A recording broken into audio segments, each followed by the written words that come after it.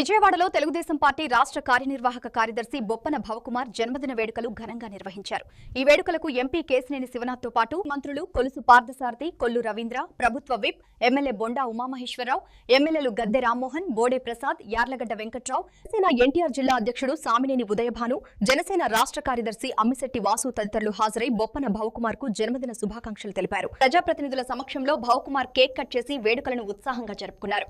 ఈ సందర్భంగా ఎంపీ కేశినేని శివనాథ్ మాట్లాడుతూ పార్టీ విజయంలో భవకుమార్ కృషి కీలకమని, అంకిత భావంతో పార్టీ కోసం పనిచేస్తున్న ఆయనకు భవిష్యత్తులో మరిన్ని ఉన్నత పదవులు రావాలని ఆకాంక్షించారు. పార్టీకి నిబద్ధంగా పనిచేస్తున్న భవకుమార్ కు రాబోయే రోజుల్లో కీలక బాధ్యతలు దక్కాలని మంత్రులు, ఎమ్మెల్యేలు, నాయకులు కోరారు.